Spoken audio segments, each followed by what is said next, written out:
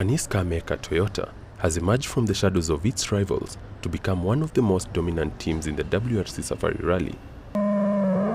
Since Swiss legend Björn Waldegard delivered their first title in the 32nd edition in 1984, Toyota has since racked up 10 victories in the world's toughest rally.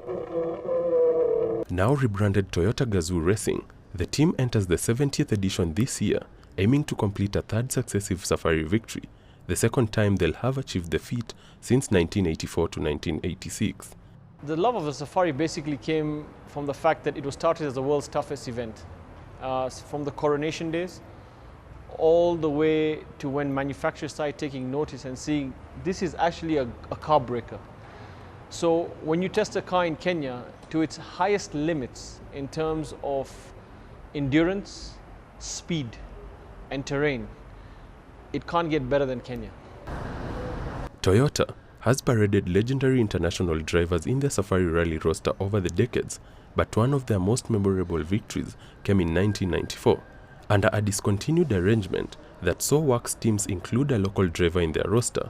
Kenyan ace Ian Duncan powered his Toyota Celica Turbo 4-wheel drive to victory. He remains the last Kenyan to win the WRC Safari Rally to date.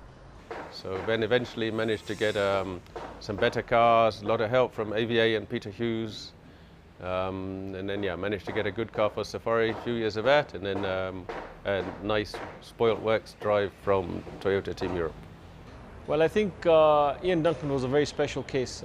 He drove in every era of rallying. He drove in Group B, Group A, and WRC. He was one of Kenya's gifts. And what he basically did was he just added the Kenyan flair to the rally. But what it did for Toyota was it cemented certain models that are still legendary, like the Celicas and the Supras. And this is the nostalgic effect that is carried forward up to today. Because when people think of Toyota, yes, they will not think of the Yaris, they think of the Celica. And then they fast forward and say, oh, but this is Toyota country.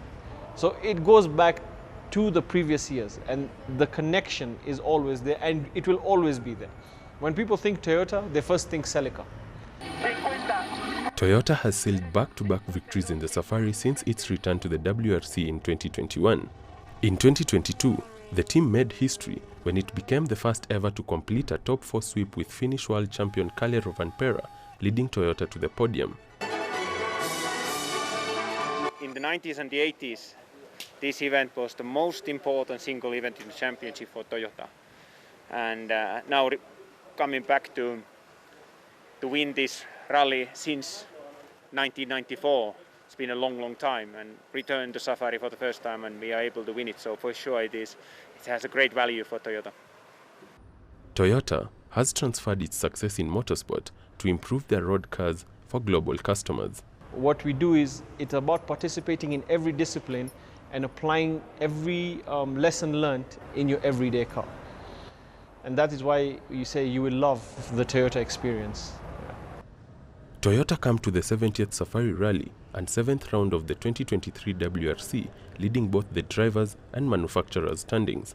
Winning in Kenya will be a big statement of their standing as the most dominant team of the modern era. Muturi, Kaibere, CGTN.